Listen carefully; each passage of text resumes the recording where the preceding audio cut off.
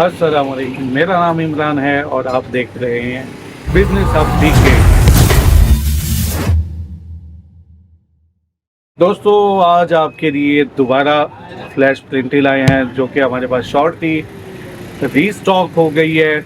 एक बार दोबारा से आपको इसका इंट्रोडक्शन दे दूं। फ्लैश में प्रिंटियाँ कम होती हैं क्योंकि उसमें ज़रूरत कम ही पड़ती है, लेकिन कुछ लोगों को शौक़ होता है कि वो पुश करें और दबाने से लगाएं, मतलब उसमें स्प्रिंग होना चाहिए, तो एक अट्रैक्शन होती है उसमें, ज़रा खूबसूरत भी लगता है और ज़रा बैलेंस के साथ भी लगती है।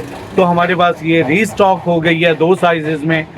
आने वाले दिनों में इंशाल्लाह आपको इसमें और साइज़ भी आज इसका जो है आपको दिखाऊंगा कि ये कैसे काम करती है, किस तरह से आप इसको रीफ़िल कर सकते हैं। तो सबसे पहले हम इसे डीअसेंबल करेंगे, मतलब इसको बिल्कुल खोल लेंगे। खोलने का मकसद यही होगा कि आपको पता चले कि इसका मैकेनिज़्म क्या है, किस तरह काम करती है। उस जैसे नॉर्मल एक फ्लैश टैम्प का ढक्कन होता है, इसका भी ढक्कन है। इसमें आप देखेंगे कि ये फ़ोम लगा हुआ है, जो हमारा पैड होता है वही फ़ोम, ठीक है। तो इसके लिए हम क्या करेंगे, इसका यहाँ पे रिंग है, तो सबसे पहले तो हम रिंग को निकालेंगे। रिंग को निकालने के लिए किसी जो है प्लास का या किसी चीज़ का इस्तेमाल कर सकते हैं। ये इसके बाहर आ जाएगा और इसको हम थोड़ा सा ऐसे करके ये बाहर निकालेंगे तो ये फ़ोम बाहर आएगा। फ़ोम के नीचे एक स्पंज होगा, वाइट कलर का फोमी सा मटेरियल होगा। इसका हम बताएंगे कि जब इसमें इंक डालते हैं तो इस स्पंज को भी हम इंक में डिबो के इसमें लगा सकते हैं, या एक और तरीका है वो भी आपको समझाऊंगा। तो ये रिंग निकाल लिया। रिंग निकालने के बाद हमें कुछ इस तरह से ये स्टेम मिली।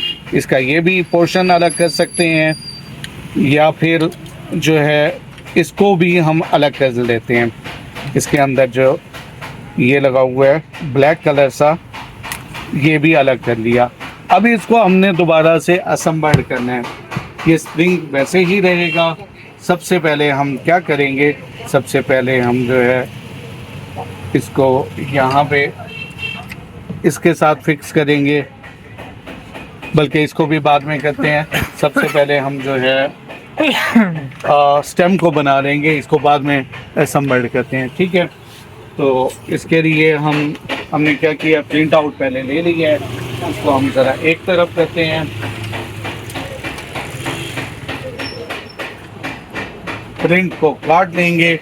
प्रिंट का जैसा कि आपको पता है कि हमें लेज़र प्रिंटर चाहिए होता है, तो लेज़र प्रिंट से हमने प्रिंट ले लिया है। एक और मैं बता दूं, कुछ लोग कहते हैं कि इमरान भाई आपने ये हर स्टैम्प में ये आउटलाइन क्यों लगाते हैं। आउटलाइन यार हमेशा मैं इसलिए लगाता हूँ कि इसमें जो हम फ्लैश फॉर्म रखते हैं तो वो सेंट्रलाइज करने में आसानी होती है, निशान लगे। अगर आप ऐसे कर सकते हैं तो इसकी भी ज़रूरत नहीं है। सबसे पहले हम क्या करेंगे, फ्रेम निकालेंगे। फ्रेम निकालने के बाद फ्रेम को खोल देंगे।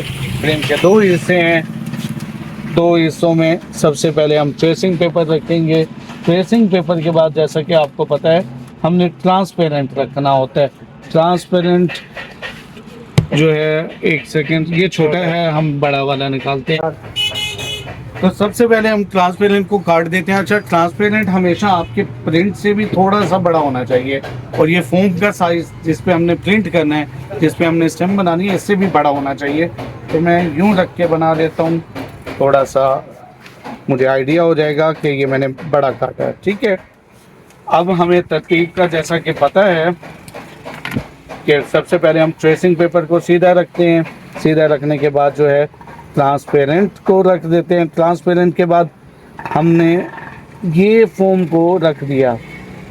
अच्छा, अब एक थोड़ी सी चेंज है, वो मैं आपको बताऊं कि क्योंकि इसकी जो फोम है वो तकरीबन 3 mm के करीब है, 3 से 4 mm। अब हमने करना क्या होगा, इसके ऊपर कोई और चीज़ रख देंगे, या फोम का टुकड़ा हमारे पास हो तो फोम रख देंगे, क्योंकि ये फ्रेम ऐसे करने से तो बंद तो हो जाएगी लेकिन प्रेशर नहीं आएगा। ये फ्रेम ऐसे करने से ये हो सकता है कि ये थोड़ा सा इधर उधर हो जाए। तो इसके लिए हमने क्या किया है, हमारे पास ऑलरेडी जो है वो फोम मौजूद होगी, या मेरे पास ये लकड़ी का पीस पड़ा हुआ है, आप लकड़ी भी रख सकते हैं, लकड़ी ना रखें, या आपके पास विजिटिंग कार्ड्स हों कुछ, आप वो भी सकते हैं। ये मेरे पास विजिटिंग कार्ड पड़ा हुआ है, तो मैं ये तकरीबन 1 से 2 mm का आप वो रख सकते हैं। मेरे पास ये लकड़ी तकरीबन 2.5 mm या 3 mm के करीब है, ये मैं इसके ऊपर रख देता हूँ। अब क्या करूँगा, फ्रेम को जो है ये बंद कर दूँगा, थोड़ा सा कस के बंद होगी। अब ये देखें ये बिल्कुल सेंट्रलाइज हो गया है। थोड़ा सा साइड में मैं खोल के इसे दोबारा सेट कर लेता हूँ।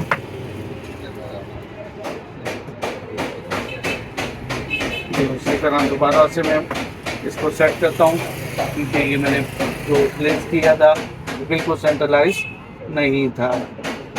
अब ये देखें बिल्कुल सेंटर है।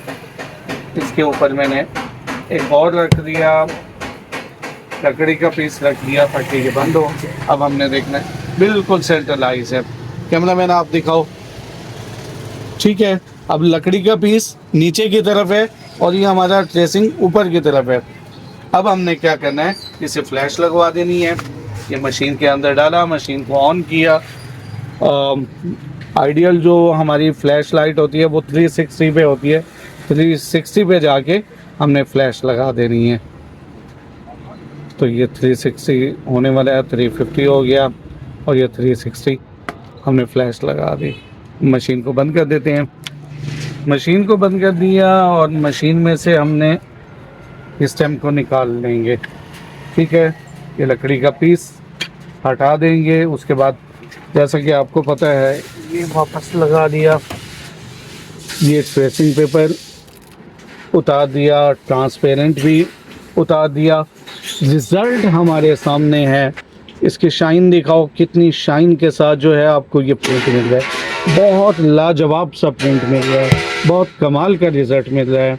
बैकग्राउंड शोर से माजरत, क्योंकि मैं ऐसी जगह पे बैठा हूँ जहाँ पे ट्रैफिक का भी शोर है और साथ में कंस्ट्रक्शन का काम चल रहा है। वो भी रबड़ तैयार था, फोम तैयार था। अब हमने दोबारा से प्रिंटिंग को असम्बल्ड करना है। असम्बल के लिए ये पार्ट और ये पार्ट्स हमें चाहिए। सबसे पहले जो हमें चाहिए होगा वो ये वाला, जिसमें ये है। तो इसको क्या करेंगे, यहाँ पे नक्का दिया हुआ है जिसमें आके ये स्प्रिंग जो है ये फिक्स होगा, जो कि ऊपर से पुश होगी तो हमारी यहाँ पे स्टैंप लगनी है। तो इसको अच्छी तरह जो है ये पुश फिक्स कर देना है।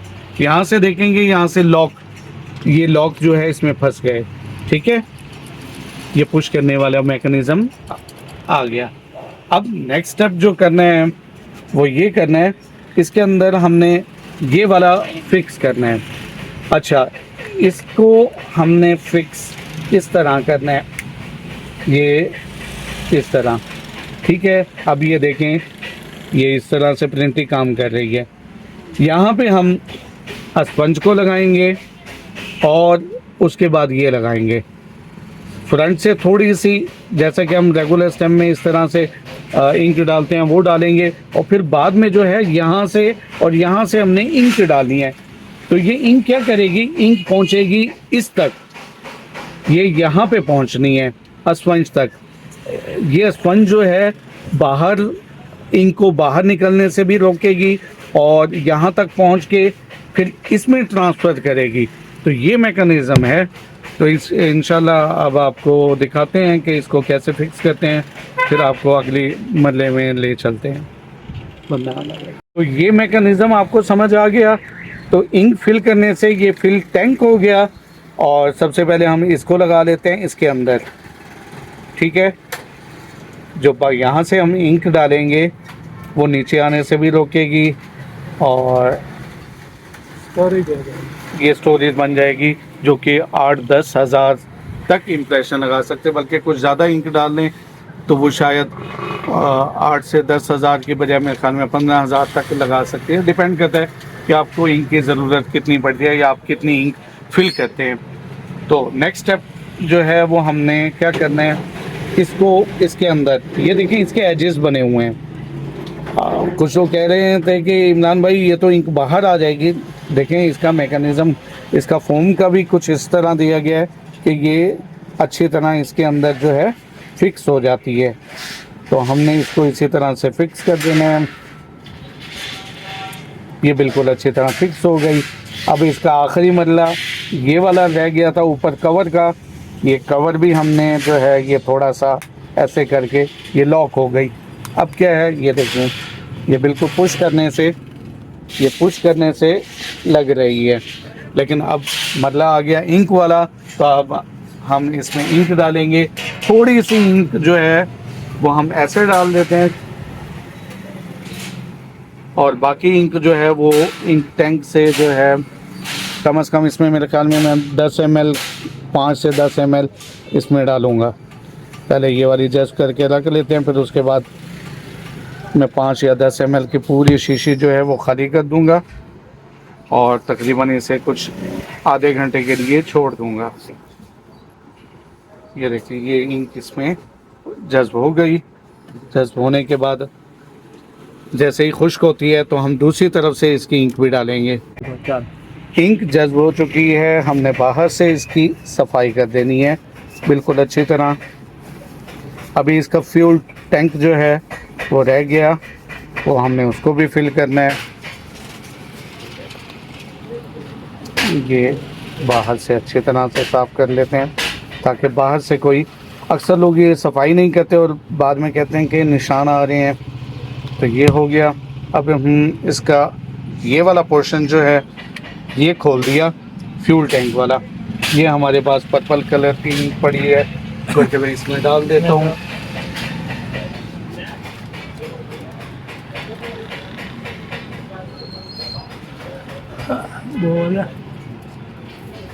तकरीबन आधी हो चुकी है, अब आधी जो है इसमें भी डाल देते हैं।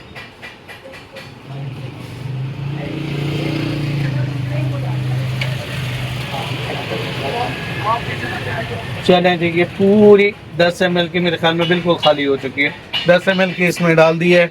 अब आधे घंटे के लिए इसे जो है वो एब्जॉर्ब होने देते हैं ताकि वो स्पंज तक पहुंच जाए। फिर उसके बाद हम इसका रिज़ल्ट चेक करेंगे।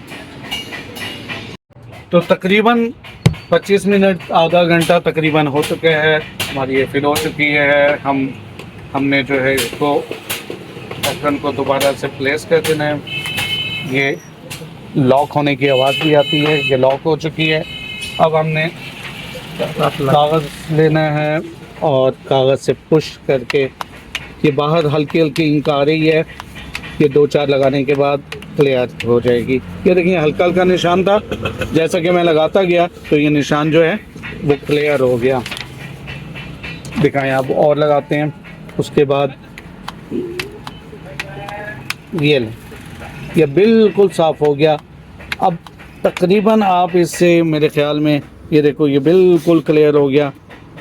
ये हमारी कम से कम ये 10 ml से 20 ml के दरमियान अगर इसमें इंक डाल देते हैं तो मेरे ख्याल में 30-40 हज़ार प्रिंट तो आराम से लगाएगी, जो कि लगाते लगाते हमें कई महीने गुजर जाते हैं।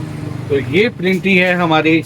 जैसा कि आपको बता दिया, इसमें हमारे पास जो हैं 2 साइज़ अवेलेबल हैं करंटली। आने वाले दिनों में इसमें और साइज़ भी अवेलेबल होंगे। तो ये पूरा एक जो है प्रिंटी सोल्यूशन है, अच्छी प्रिंटी है, बहुत अच्छी प्रिंटी है। आम जो कैजुअल रबड़ स्टैम्प के लिए जो आपकी प्रिंटीज़ होती हैं ये वाली, ये उससे भी बेहतर है। और इसका मैकेनिज़्म जो है वो उससे भी काफ़ी बेहतर है, काफ़ी पायदार है और काफ़ी यूनिक सी भी है। तो ऑर्डर करने के लिए हमारा नंबर नीचे आ रहा होगा, ऑर्डर कर सकते हैं। अगर कोई चीज़ आपको रह गई हो, समझ ना आ रही हो, तो आप हमें कॉल कर सकते हैं। इंशाल्लाह मिलते हैं अगली वीडियो में। तब तक के लिए अल्लाह हाफिज़।